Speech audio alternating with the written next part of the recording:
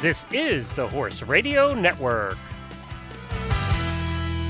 This is episode 256 of the Dressage Radio Show. Greetings, horse people. This is Coach Jen. This week, most of the Horse Radio Network clan is taking a break at the Rolex Kentucky 3-day event, so we thought you might enjoy this previously aired masterpiece gleaned from the audio vaults, where Silva Martin talks about dressage for event horses as well as dressage horses, and the shoulder Fore is demystified by Natalie Hamilton Heineman. And we'll get right to the show after this message from Benefab.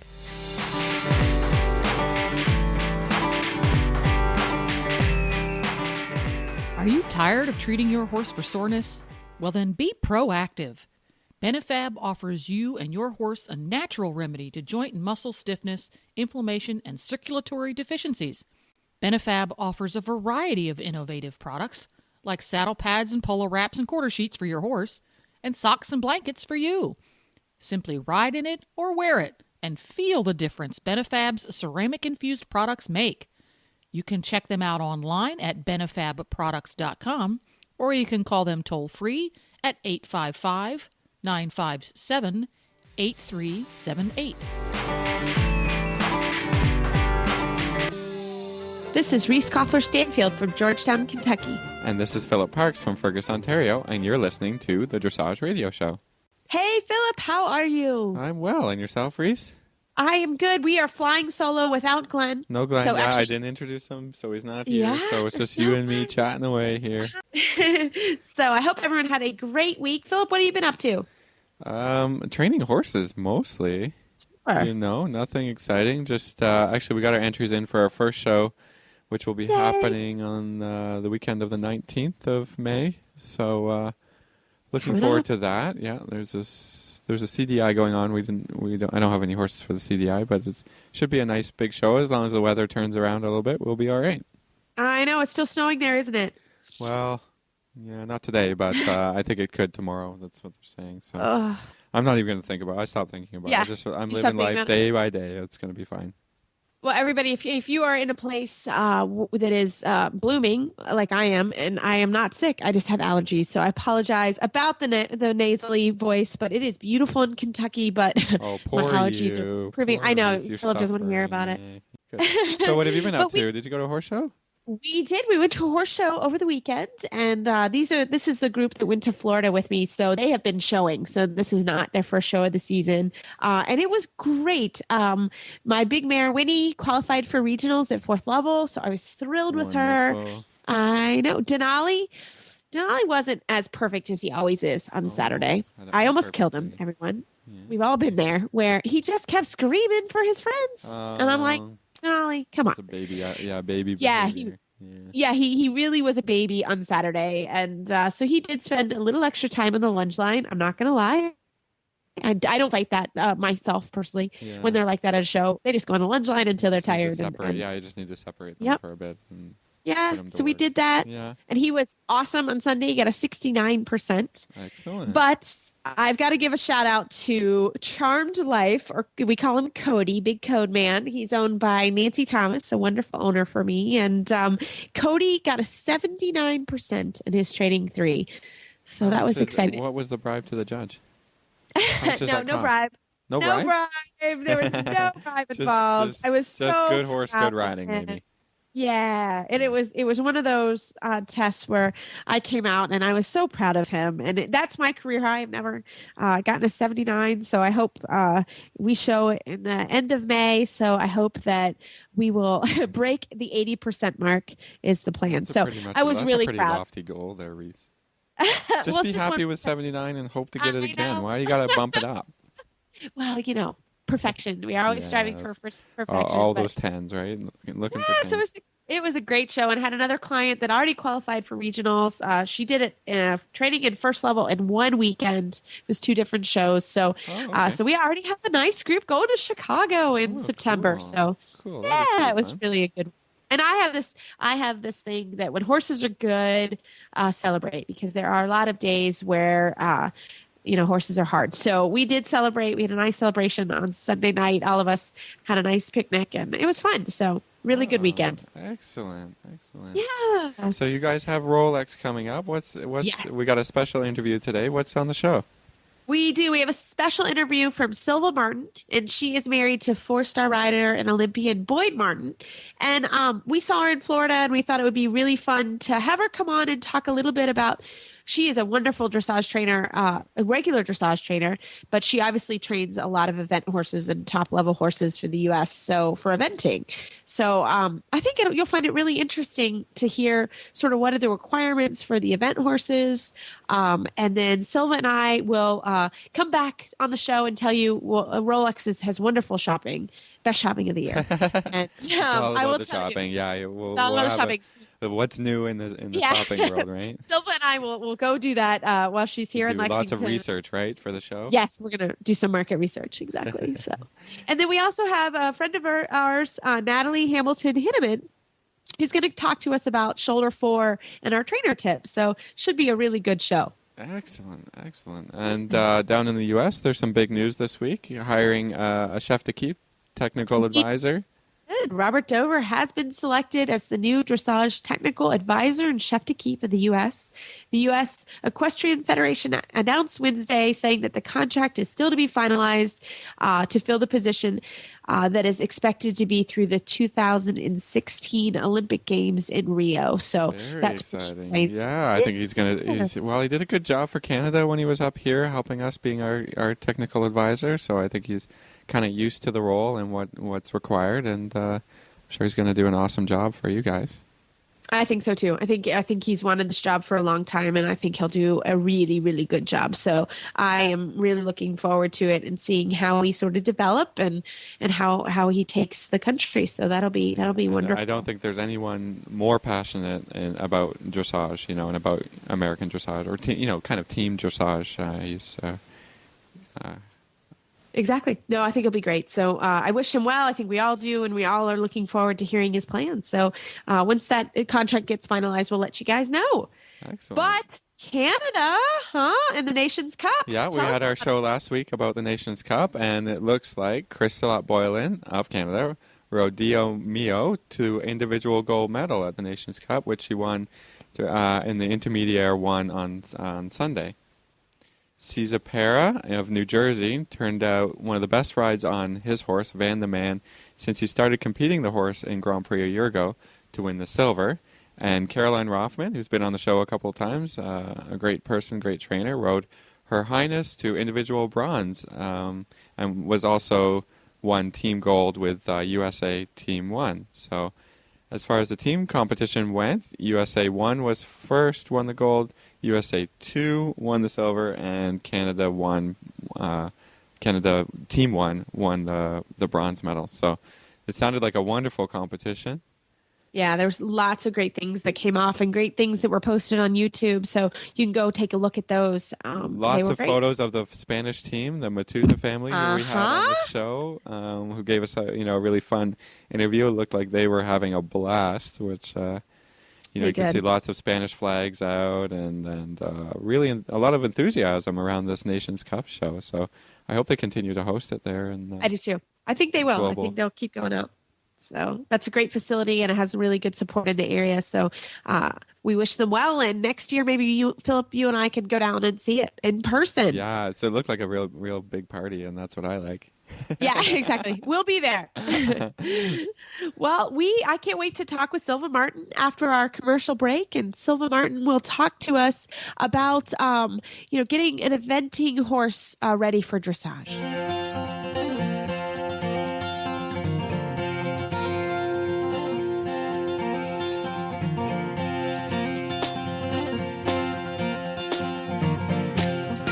Coach Jen here, host of the Horse Tip Daily Show on the Horse Radio Network. The way consumers interact with the brands they have trusted for years and those they are about to fall in love with for the first time is becoming more and more mobile, literally, and will continue to do so for the foreseeable future. Podcasts or internet radio shows like this one combine the new consumer preference for on-demand information and entertainment with the power of niche market audiences. Advertising on the Horse Radio Network podcasts allows you to reach the equestrian consumer using today's preferred on-demand delivery system. It's cost-effective and flexible, able to reinforce your existing marketing and social media strategies. To learn more about advertising on this show or any of the shows on the Horse Radio Network, contact us at 859-951-2022, or you can email us at glenn@horseradionetwork.com. That's Glenn with 2 N's at horseradionetwork.com. Come and join the Horse Radio Network family. You'll enjoy the ride.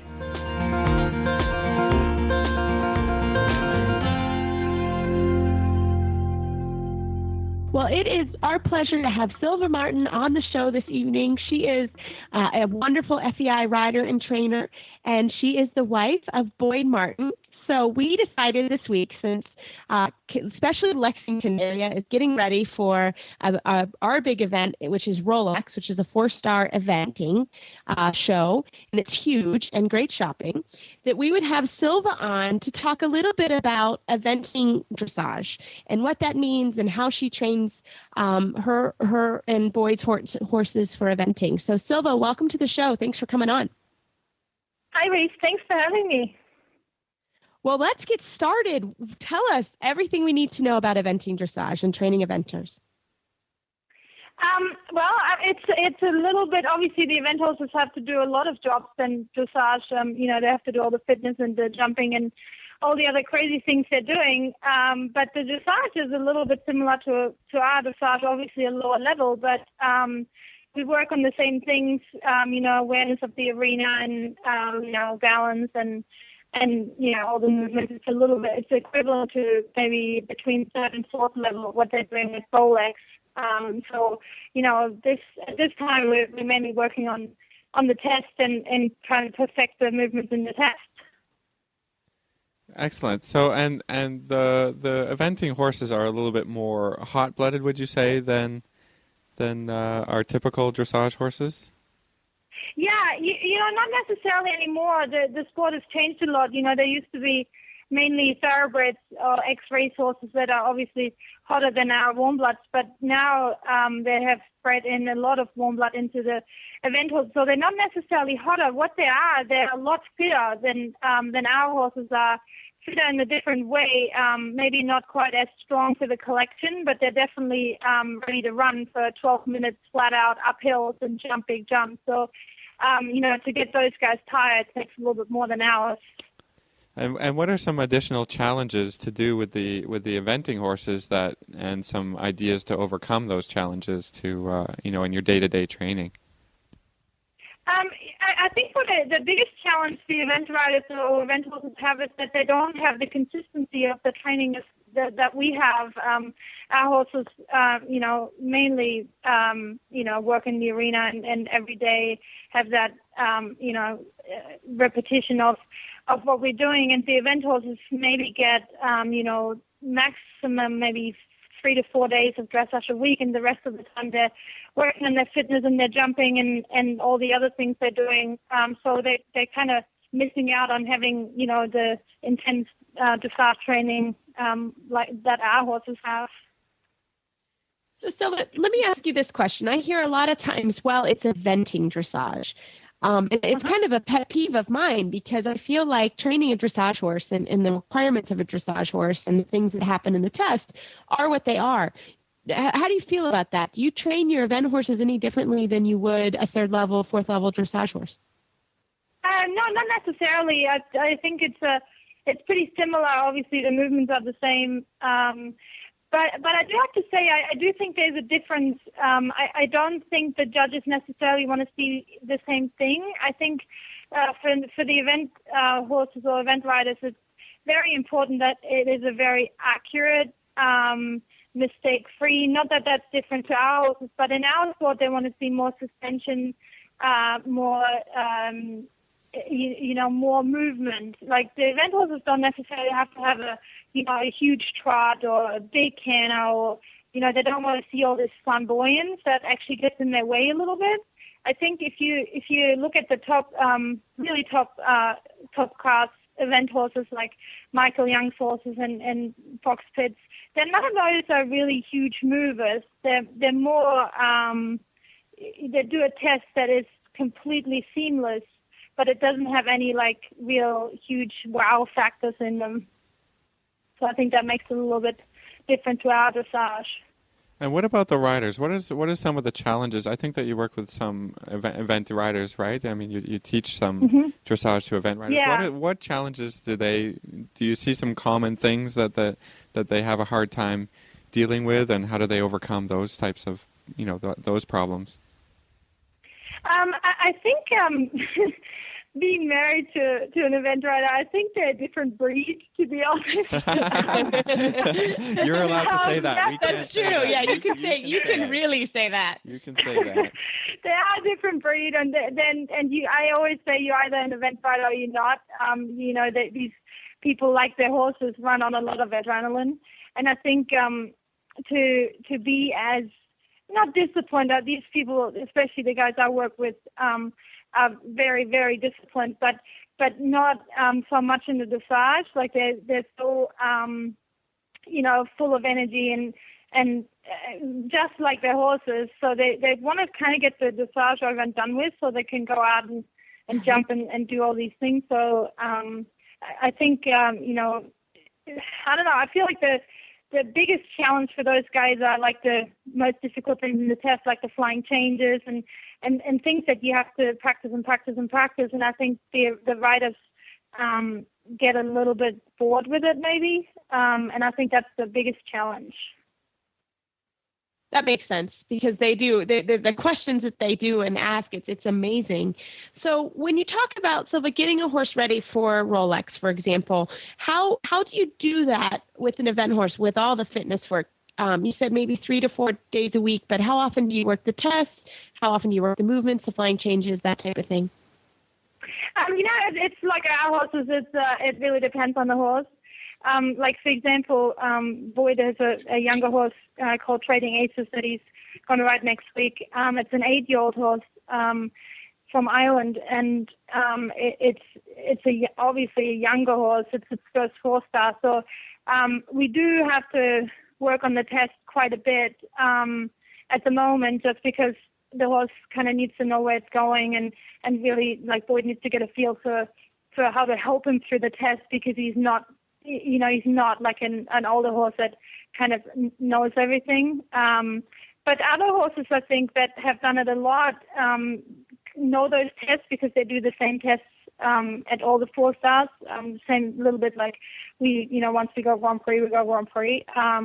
So I think, it depends on the horse. It's just hard, especially with a green horse like that, is that you don't have every day that you can, maybe one day work on just some basics and another day just work on, riding nice corners and work on, other things. I feel like now that we have to work on the test so much, the time that we have, that's what we have to do. So we kind of, you miss out on a few things that I would like to work on more, but that's just kind of, that's a little bit how the game goes, I guess. And which parts of the dressage training do you think helps the eventers in their jumping the most? Which things are kind of the same and which are different? I always I think about that a lot. David O'Connor was here today watching everybody train, and we talked about it. And I think riding dressage and riding to a jump is very, very similar. I think, doing a lot of transitions and learning how to collect the horse and having a horse, especially in front of your leg, is key, and that's the same for us. So it's very similar. I always try to put in, for the event riders, try to get a picture in their head of, riding to a flying change, like riding to a vertical, and try to, because they're so good at riding to jumps, so they can kind of, relate that, to the dressage movement. And do you go with Boyd to the competitions? What parts of the eventing shows that do you like the most? Do you sit down and watch the dressage, or do you not even? I only do the stars. I don't do the little events because I'm busy myself. But I do like to watch if I can, just because I want to you learn so much from watching and kind of get the idea of what the judges want to see. And it took me, a few years to kind of get into the whole eventing dressage. Now I'm calling it that myself, but I do think there's a little bit of difference. So yeah, I do go to the event, and my favorite one is Rolex. I love that event. It's fun. Like Reese said, it's good shopping, so that's good for me.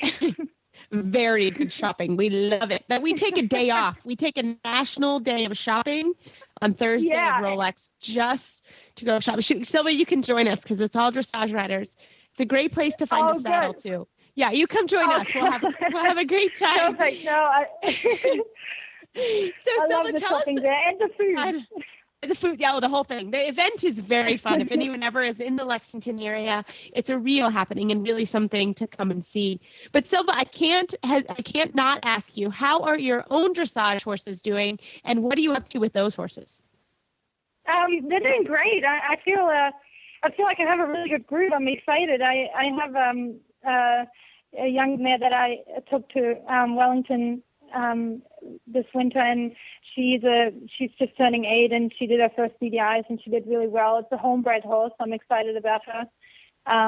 So we'll see what happens. And then I have another horse that's just turning 8 that had a little bit of a setback, but hopefully both those horses will move up to Grand Prix next year, and we'll see what happens. Yeah, so that's where I saw you, and it asked you to come on the show. You were riding in the Palm Beach Derby, so it was wonderful to see you on your own horses. Well, Silva, thank you so much for coming on the show. And if people want to find you on the internet, how do they do that? We have a website called boydandsilvamartin.com. So anybody check it out.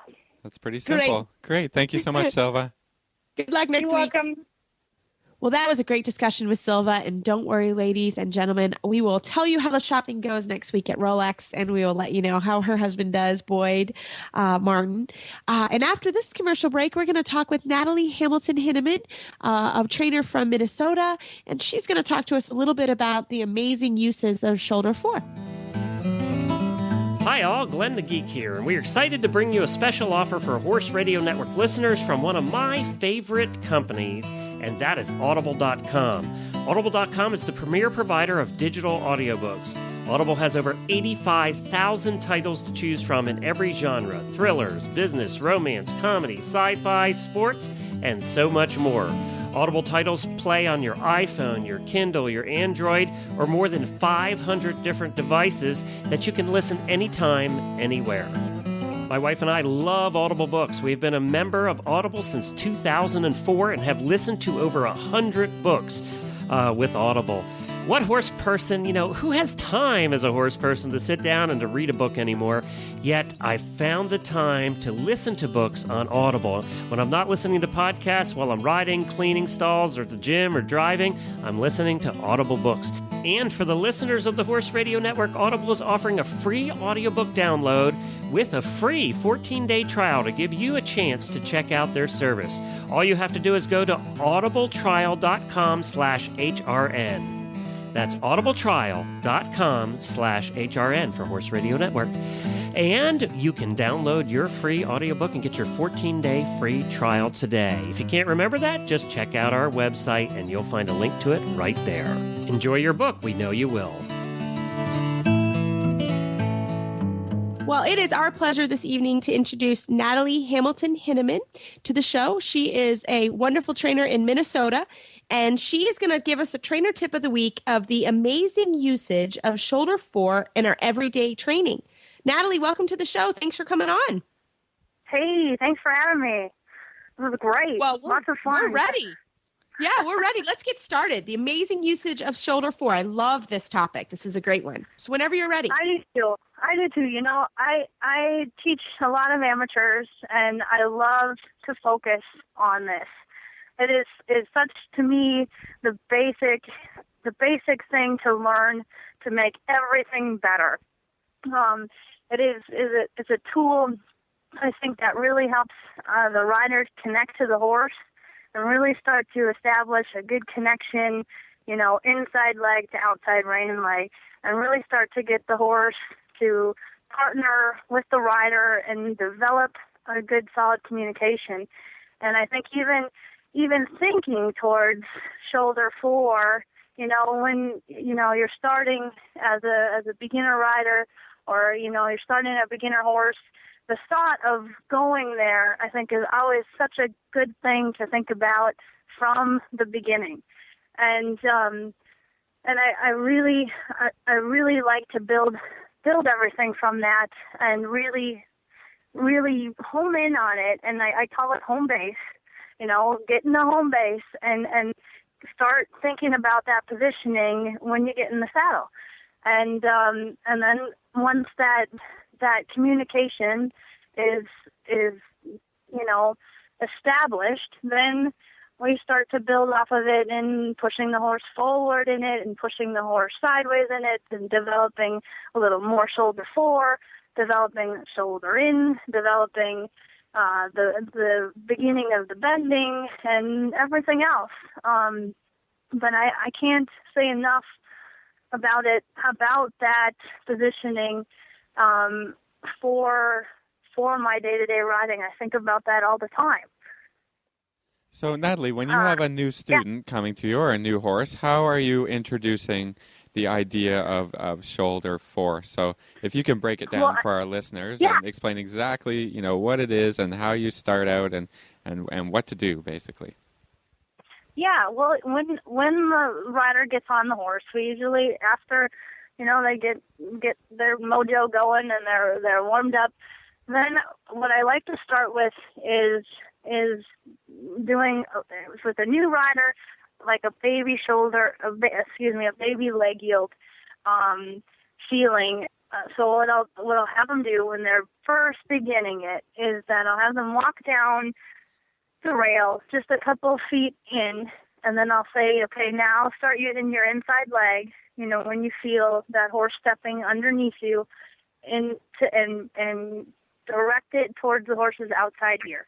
And then have them bring the horse to the rail so they start to feel that inside hind stepping under the horse when they're influencing it. And then as they start to feel that rhythm and feel that movement, then I start changing the line. So we'll make it on a circle, a little leg yielding out feeling, and we'll take it through the corner, or then we'll build on the angle as the rider starts to understand and get the rhythm. And then, of course, then you add the trot, you add it in the canter. But basically, that I start, at the walk, I come a little bit in on the rail, and then say, okay, let's push them to the rail, and it all kind of starts from there.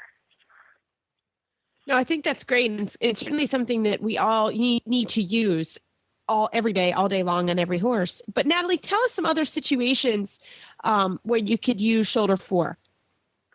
Well, I like to use it a lot in the trot, especially with the horse that's a little bit stiff, or a rider that's a little bit stiff to one side, that they really get themselves over their inside seat bone, and they can feel themselves, sitting more even because they're influencing that inside hind more directly underneath the horse, so that it's, to me, it's just the basic element of suppleness also, that when you can control that hind leg and bring it underneath the horse, you're going to have a horse that's more supple and bending through the inside, and a rider who has a pocket or a place to sit. So through using it with the stiffness, by using that slight positioning to get that suppleness, and also the strengthening, that the horse starts to come underneath themselves and push more. It is such an amazing tool, because it does so many things. It's just one positioning, and it fixes strength and supple. That just does so much. It comes to mind for me today. I was teaching a lesson with a horse that was spooking, and it's a great exercise also, to kind of help the rider, get the horse's attention, and put them in shoulder 4 so that there is a little bit of lateral flexion. So I certainly 100%. had some good 100%. success with that. Yeah, that's a great point. Once if you're riding towards that every day and you're riding towards that feeling, and it becomes home base. I like to say for my riders, home base. A place where it's comfortable. You get that, and it's consistent, and it's the same, and the horse feels it, and the horse relaxes to it. When you put that aid on, they know it. It's their comfort zone. And then when you come to a place like a new farm, you come to the showgrounds, you get to that home base where you're riding in that positioning, in that slight shoulder 4, or shoulder in if needed, if you need a little more connection. But the horse is so used to it that it relaxes to that feeling, and then the rider can relax because they feel like they're in a pocket. They have a place to sit. They have the bend controlled. They have that inside hind leg coming under and forward, so you can place the horse wherever you want it. I think that is a huge point. No, I think that's good too. And I think you mentioned it a little bit, but can you elaborate a little more on the straightness, on how you can use shoulder 4 to get straightness? Totally, yeah. Another thing it is so amazing for, when you're riding in shoulder 4 and you've got that hind leg directed underneath the horse's body, and you've got the feeling that you've got a connection in your outside aids, and the horse is standing up between your inside leg and your outside reining leg, and you can have you get those hind legs right underneath you. Then the shoulders can come up, and you've got a horse that's moving straight through its body, butt has flexion, and is in the best balance to be able to move uphill and underneath itself. And it's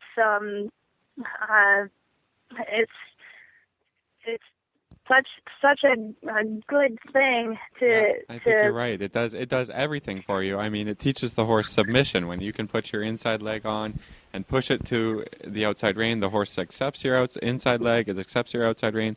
Then the horse learns to be comfortable and submissive. It just gives you all the great points of what a dressage horse should be. So like you said, if you start early, then you're fixing so many problems early.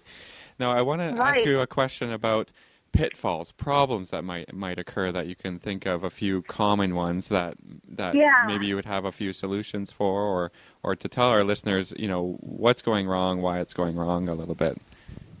Well, the biggest thing that I see that happens is the horse falls through the outside aid. So that's the horse pops its outside shoulder. Mostly that's what tends to happen when you're riding it. When you try to ride it and it happens to not work out, the horse starts to overbend and lose and kind of fall through the outside shoulder and lean that way. So that definitely, if you have that going on, it's definitely not working, and then you're not creating what you want and making the horse, more together and underneath itself and uphill. So the energy is all falling out. So that to fix it, I'll have the riders, either straighten the neck more through the outside rein with the outside leg, but keeping the inside leg on so that you're still directing that inside hind under, or also counterflexing a little bit to ride a little rondeur, feeling to get that outside shoulder caught again. No, I think that's I think that is a common fault that we see a lot with the shoulder 4, that the outside aids aren't kind of helping the rider control. And it's also something to work on for that. So I think that that's really a very, very good topic there. So Natalie, how do we find you on the internet if we were to look you up? Well, you should go to my website. It's www.hinnemanfarms.com. And I also have a Facebook page. It's Natalie Hamilton Hinneman. Great. Well, thanks so much for coming on the radio show, and I hope everyone works on their shoulder Fore this week. I hope so too. I hope they have success with it. I love it. Well, thank you to Natalie for a wonderful trainer tip. I think shoulder Fore or shoulder in and those types of ideas are really important. We ride it every single day with no matter kind of what level the horse you can ride. You can do a little bit of it. Just, all the things we talked about, balance and placement and submission, and it does everything. So I really was glad that she came on and talked about that. And I'd like to thank our listeners for we got lots of mail, lots of great show ideas coming in on our Facebook page. So keep it coming, and we'll continue to do shout outs for you and get these ideas on the show. We're going to bring on a judge maybe soon to talk a little bit about judging. We haven't had a judge in a little while, so that would be exciting, fun. I think that sounds great. Yeah, no, these are great tips. We love them. Keep them coming in. So everybody, you can find our show notes and links to today's guests on our website at dressageradio.com. You can like us on Facebook. Just search for the Dressage Radio Show. Follow us on Twitter at Horse Radio. My website is maplecrestfarmky.com, and my email is reese@horseradionetwork.com. You can find me at philipparksequestrian.com, and my email is philip@horseradionetwork.com.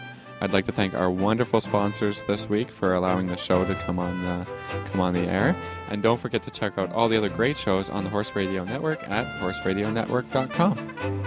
Everybody, keep your heels down and your shoulders back, and we will talk to you in 2 weeks. Next week is the Para Dressage show for the month, so I hope to have a great show, and we will be back the beginning of May.